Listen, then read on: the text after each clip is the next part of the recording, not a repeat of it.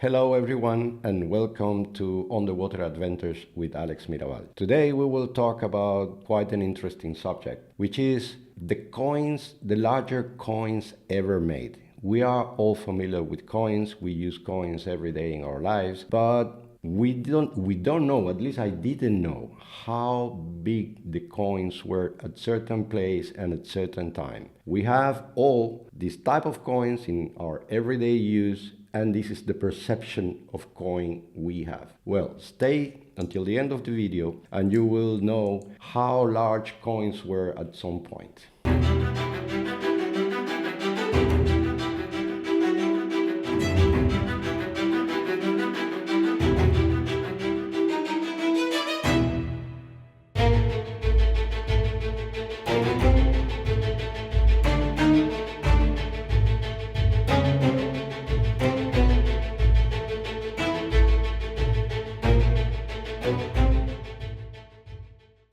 Hey everyone, if you want to watch the video in other languages, you simply click on settings, go to subtitles, select the subtitles in the original language, then go back to subtitles, activate the translate automatically, and scroll down and select your preferred language. In this case, we chose Spanish, obviously. Thank you so much all, and let's get on with the video. Before talking about the coins, I would like to introduce you to the wreck where these coins were found. Because, as usual, I'm talking about finds from shipwrecks, finds that me and my team we have made together. And this was, again, a wreck that it was found pretty much by chance. We were not looking for this wreck, and tell you the story. We were in 1999 working in the north coast of the island of Mayo in Cape Verde. I have talked in another video about the Princess Luisa, which was a very important wreck in the north of Mayo, in a reef which is in the north of Mayo. It's called Ponta do Galeão, so the Galleon Point. And inside that reef there is a large area which is called Bahia do Galeão, so the Galleon Bay. And we were working in the Princess Luisa. As I mentioned, Princess Luisa was a very challenging wreck. The entire team, we were very tired because of the effort that you have to make in working on the shipwreck because of the big waves and all this tension under the water. It was a very tiring wreck. So we got one day, I said we need to stop, we will have a day off. Even if we were offshore, we didn't go to land, we were just on anchor there. But we got a day off so everyone could rest the body a little bit. It happened to be a Sunday because I said, okay, is this kind of, even in the middle of the sea, it's this kind of perception one has that, okay, on Sundays you should rest. And coincidentally, that was a beautiful day. I already said, okay, we are taking a day off, so everyone prepare for the day off. So when the sun rises and I see the beautiful conditions of the sea, I couldn't go back and say, no guys, sorry, we are working. So we got a day off in one of the best and most calm days that you can find in that area. After 9-10 in the morning, very hot on the ship and very boring, I'm talking to my dive supervisor and friend, Alain Urtevitz, a French spear fisherman and very talented diver. And we said, let's go to the sea, man. It's really hot here and boring. So we got the Zodiac and the sledge, you know, this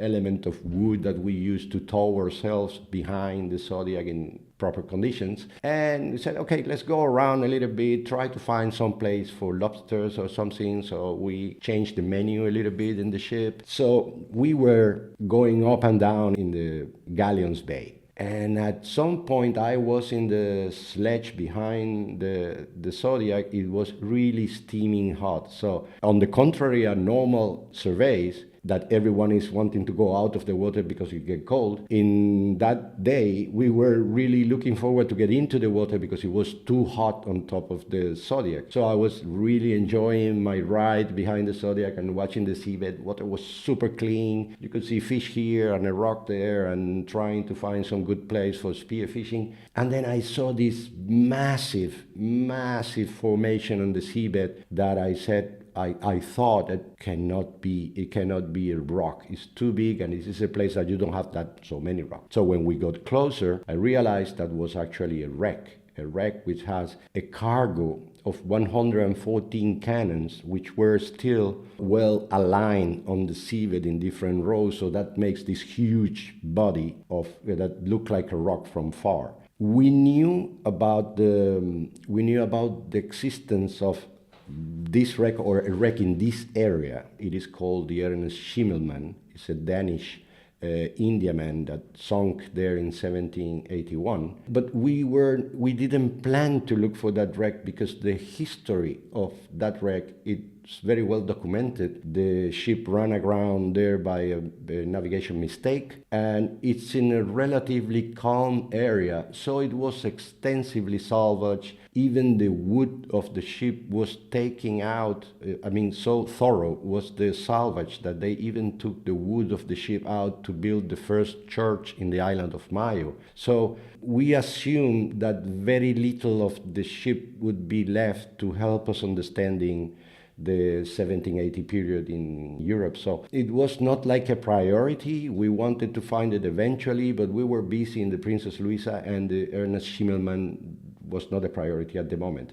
But we stumbled on the wreck. The conditions were so good. And what we found gave us the idea that, well, maybe the salvage was thorough and was well done, but there is still a lot of material on the seabed that you can study. It will allow us for study. I didn't expect to find the cargo's 114 cannons. That is a massive amount of cannons and will allow you to study artillery of that period. So I saw other elements around the main pile of cannons that they were also interesting. So we said, okay, let's make a couple of dives in our day off. We wouldn't abandon the wreck that we were excavating, but let's make a couple of dives to find out if the wreck is actually worth pursuing the research and the investigation about it. So we went back to the ship to take our bottles and our scuba dive gear. We went back to the site. We started diving, and in the first going around the wreck, exploring around the main pile of cannons, I found a copper square plate, like a thick copper plate, which was fairly clean, considering that it has been in the water for more than 200 years. And I realized that in the plate there were 5 stamps, one on each corner of the plate and one in the center, and all say the same. It has stamped the year 1732, if I'm not mistaken. My immediate thought was, okay, someone was trying or stamping or testing a die to mint coins, because the stamps were round, and this square object, it was like very soft. And I said, okay, they're stamping things to test the die. Nevertheless, it looked like an interesting find, because for us who worked in this area, and we have seen many things in different wrecks, and we have read a lot of publications from other researchers on other finds in other wrecks. Every time that you come across something that you haven't seen before, it becomes immediately interesting for you and potentially an important find. So I took this, we did our site plan and plot everything. I took this object to the boat with me, took a photo of it, and we started debating what it could be. And everyone was more or less in the same idea that should be a test for coins. So I sent an email to a very good friend of mine, which she was the very prominent archaeologist in the world, Margaret Rule, that she was a very close friend and also a little bit my mentor. I learned a lot from her, and she was always willing to help me with stuff I didn't know. So I sent her an email with a photo, and I said, Margaret, have a look. I just found this in a wreck, and I don't know what it is. Do you have any information? And she normally took like about 2 or 3 days to reply to the emails, and then I got the reply about 20 minutes later. By the way, sending an email was an issue in that place. I have to take the Zodiac, go all the way to land, which was about 3 kilometers away in the Zodiac, and then I had a parked car. The car of the expedition was parked there in the middle of a salt marsh. And then I have to drive 20 kilometers to the only hotel that was functional at the time in Ilha de Mayo, that it has a connection in which I could plug my computer and a counter of pulses in which I would pay afterwards for how many pulses I use to send and receive emails. So I normally went there, send my emails, disconnect, so I'm not paying a fortune, disconnect, wait, have a coffee or something, and then plug again to see if I had any reply. Sorry to interrupt you, pretty advanced for 1999, huh? Well, we were finding our way to be in contact with civilization. We were really far away in the sea, and there was not obviously this internet we have today. That's what I mean. It's pretty advanced, even in that remote place, to have the possibility, even in 1999, to send an email.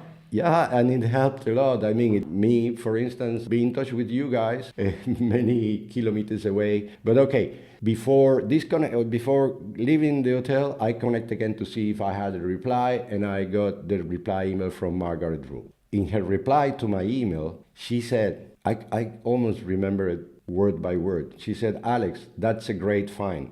This is Swedish copper plate money. Are there any more? That was pretty much the entire email. And I felt, first happy because I got a proper reply, a collaboration from a very reputed colleague that she knew what I had in my hands. But at the same time, I was a little bit ashamed because as a career archaeologist, I should have known or read about these finds, and I simply couldn't. So went back to the ship with the task of checking on the wreck if there were any more. In another email that she sent, she explained that there has been very few finds in the world of this kind of currency, of this kind of coins, because at the time I didn't even know that was a coin in itself. So there have been only, in the shipwrecks, there have been only one find before this one. So if we could find that there were more of these plates, we could really come up with information that,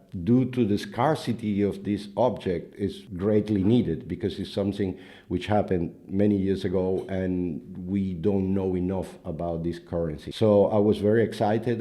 Once you have find that could actually contribute to the holes in the knowledge that we have, it always makes you feel good. So we went back, started looking around. This one, remember, I found it just laying around nearby the wreck. But then I went looking under the cannons. The cannons make this very big mass of iron under the cannons, and then I saw the stacks, like this very well organized of plates, similar but much bigger than the one that I found. The one that I found was more or less this size. It was $0.50. Then I learned that it was the lower denomination of the coins that they produce, meaning that it will be equivalent today to 5 cents of a euro, which is, or 2 cents, which is the smaller denomination in euro, 2 cents? 1 cent, 2 cents, 1 cent. 5 cents. Okay. It would be the 1 cent coin from the coins that they produce. So it was very enthusiastic. Everyone got really happy with the find, and we kept on working on the Princess Luisa, which was our main task at the moment. But every time that in the Princess Luisa weather became really adverse because it was in the reef, then we moved to this wreck and continue with the exploration and the preparation for excavation. The copper plate money, it's a very interesting solution that in Sweden was found to the lack of silver. Normally, the coinage around the world, the Spanish reales, the pilar dollars, any coinage, the main material was made was with silver, because silver has its own value, the same as gold and the same as different materials. But in Sweden, they didn't have this amount of silver, but they have plenty of copper. So they emulate the value of the silver with the value of the copper and create these monstrous coins. They were really big and difficult to handle. Imagine to get the same value of a silver coin that could be this size, they end up having, the larger coin they have was the $10 coin. The $10 coin weighed about 20 kilos. So imagine you going to the market with a bunch of these coins to buy some vegetables or whatever you need to buy. There is in the Museum of the Copper Plate Money in Sweden, they have images of people carrying their copper plate money either in the back with the ropes in the back, or in a mule, no? or in a sledge, in a snow course, sledge, yeah. because it was like their purse. They are going with all that. And also it's square object with sharp edges in some time. It was very difficult to handle. No wonder why it was Sweden the first country to come up with the paper notes. they were forced to come up with something lighter, and they were as brilliant as doing the paper notes. They don't want any more back problems. Exactly.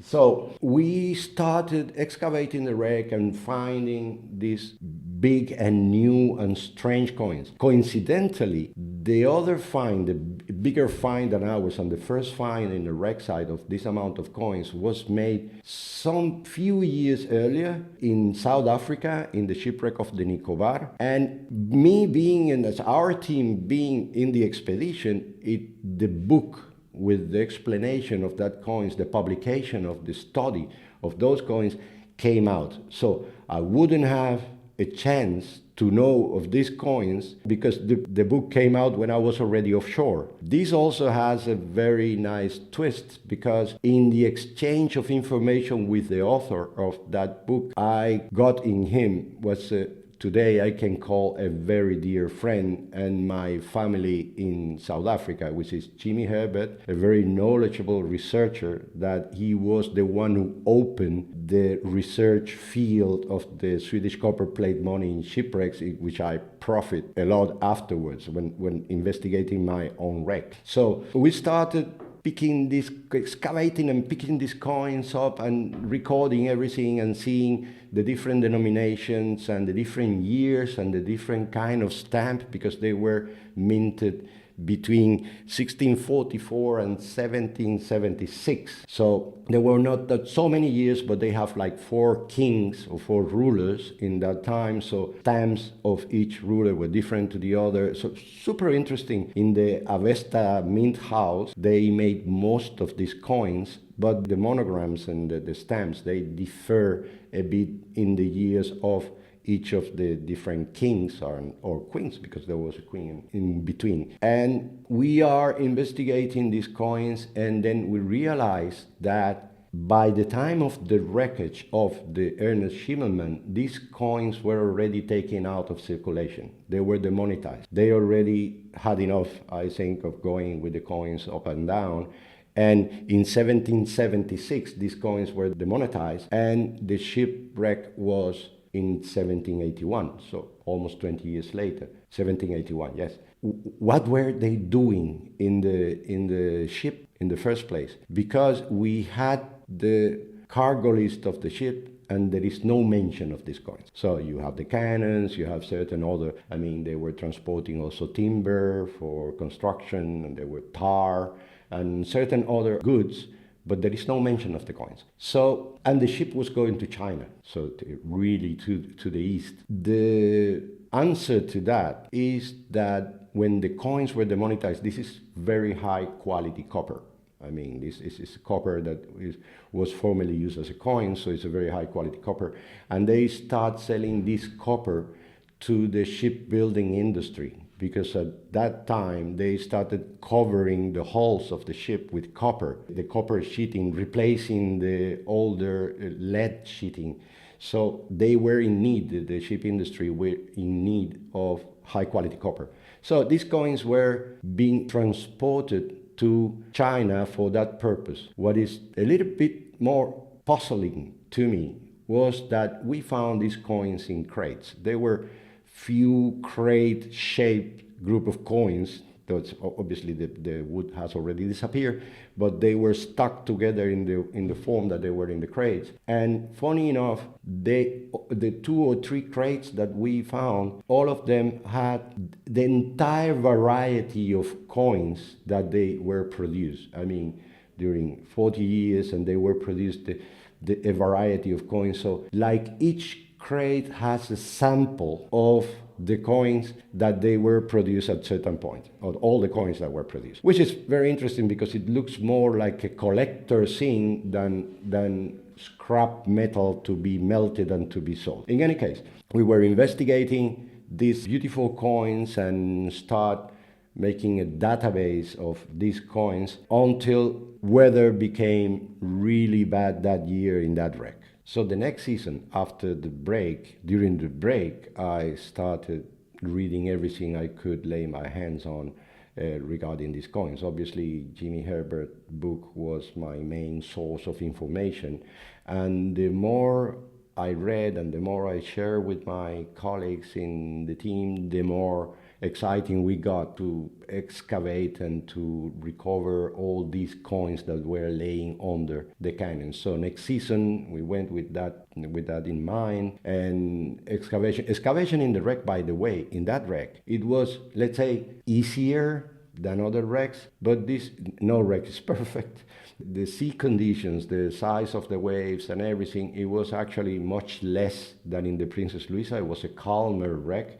But that brought also that all the water and all the pieces of reef that are being destroyed constantly by the waves, all this suspension came into this place, and it made it a very low visibility work. I mean, it was a wreck with low visibility. The day that we found it, that you could see about 25 meters away because the water was very clean, we realized after 2 years working there that these days were very scarce, almost never you get the same condition. In that case, nature helped us finding the wreck, but then it settles back as normal, and the works were done quite in very inhibited visibility conditions. And I bring this up because there was for like 3 months a huge shark that suddenly got curious about the work, or he liked the wreck a lot, or I don't know what he was thinking, but he was every day in the excavation. When we were into the water, he was every day there going around scaring everyone because it was a very large bull shark,